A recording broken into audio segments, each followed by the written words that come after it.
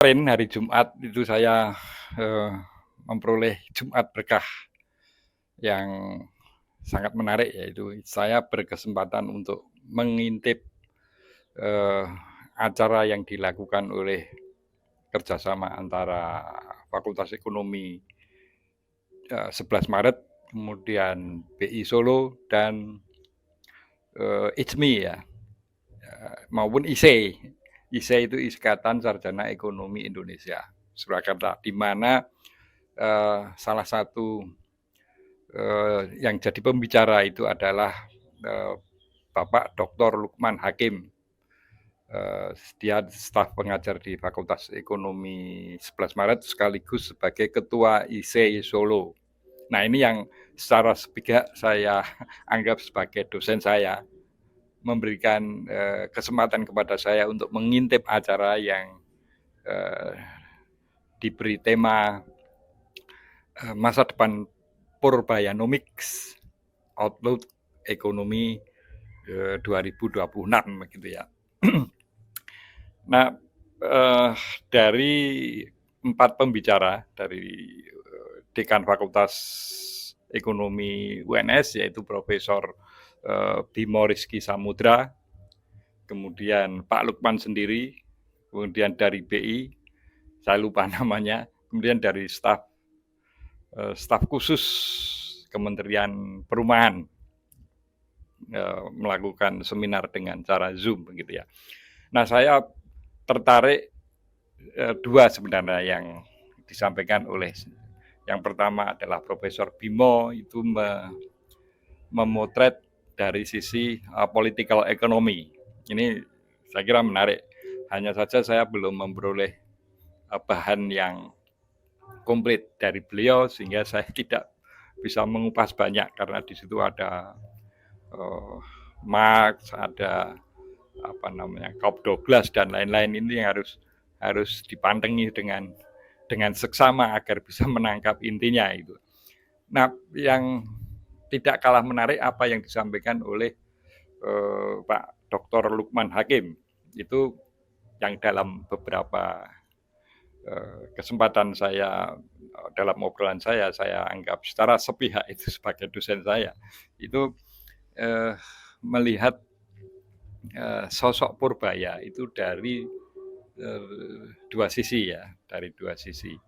Yang pertama adalah background dia yang dia adalah teknik ya, very technically karena dia alumni ITB, kemudian meneruskan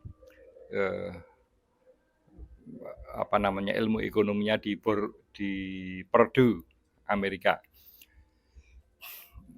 Kemudian sempat disinggung pula bahwa apa yang ada pada diri Purbaya itu mirip-mirip dengan zamannya Pak Harto, yaitu Habibie. Ya, dia juga berlatar belakang teknik, tapi dalam era yang sebetulnya sangat singkat itu kemudian dikenal istilah Habibienomics.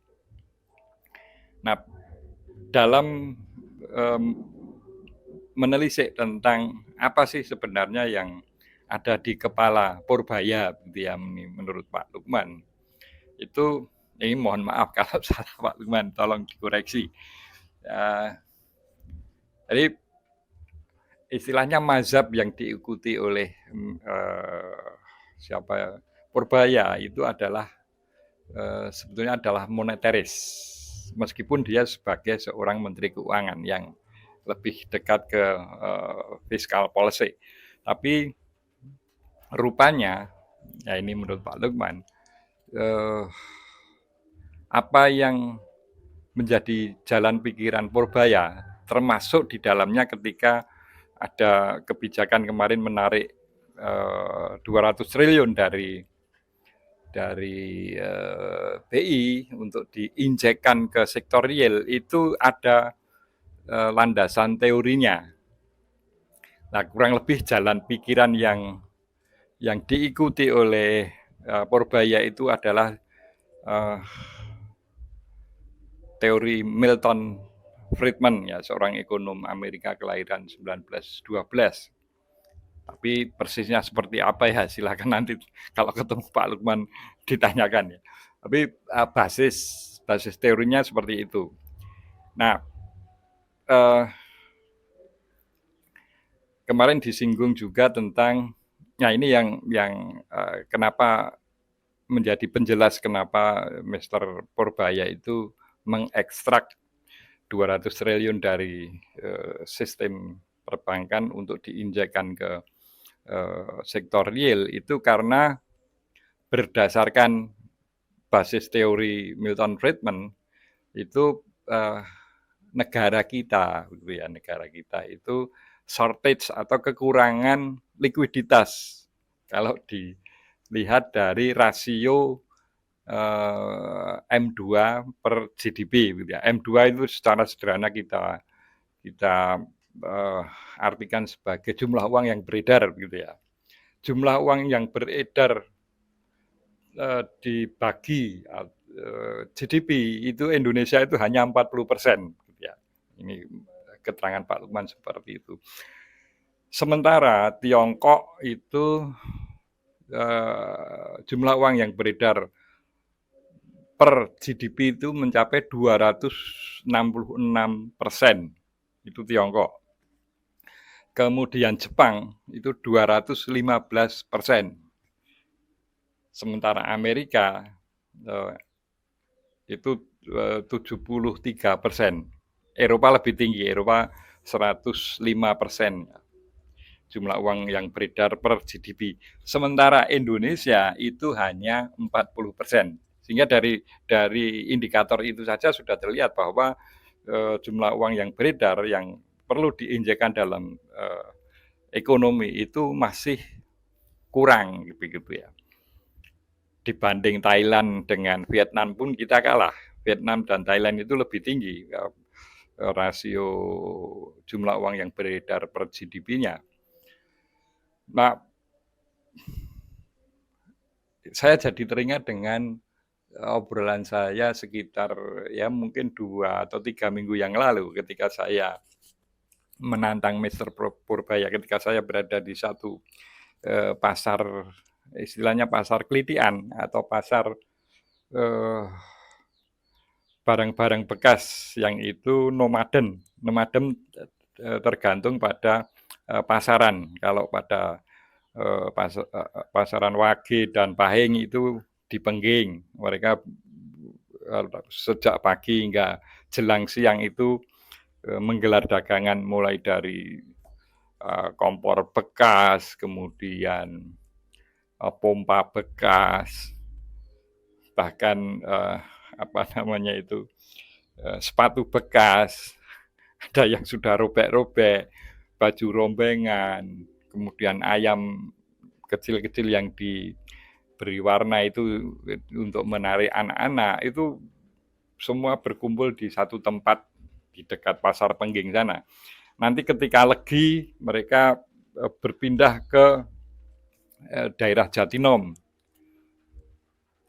Kalau pasaran yang lain pindah lagi ke mana itu pasar Gawok gitu ya. Gawok itu ya daerah Sukoharjo, masuk wilayah Sukoharjo kalau tidak salah ya.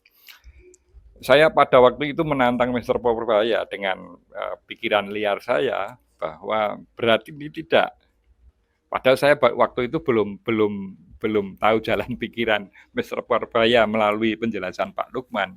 Berani tidak Mr. Purbaya itu menyedot 200 triliun dari sistem perbankan ke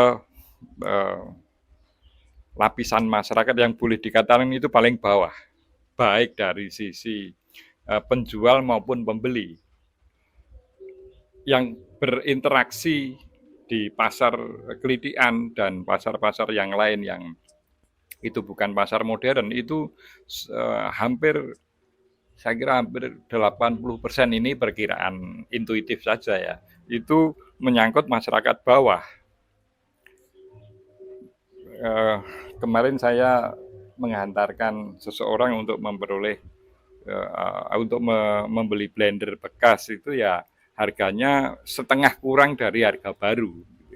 Ya terlepas masalah keawetannya seperti apa itu bagi masyarakat kecil eh, nomor sekian gitu ya pertimbangannya. Nah dari situ sebetulnya apa yang saya obrolkan sekian minggu yang lalu itu gayut dengan penjelasan Pak Lukman gitu ya. Artinya atau jalan pikirannya Mister Purbaya. Cuma selama ini kan ketika kita berbicara masalah statistik, angka-angka yang ditampilkan oleh siapapun, baik itu pejabat yang terkait dengan ekonomi, Kementerian apa namanya ekonomi, perindustrian, ke Bank Indonesia dan lain-lain, itu angka-angkanya kan angka-angka dari sektor yang formal gitu ya, sektor yang mapan. Sementara sektor informal ini unrecorded ya, boleh dikatakan tidak terrekord padahal jumlah mereka juga luar biasa. Pada obrolan saya sekian bulan yang lalu, masyarakat miskin itu kalau ditampung di stadion sekapasitas JIS maupun atau Gelora Bung Karno itu masih sekitar dibutuhkan 300 stadion. Artinya apa? Artinya ketika masyarakat itu digelontorkan sejumlah uang dalam jumlah yang enormous gitu ya.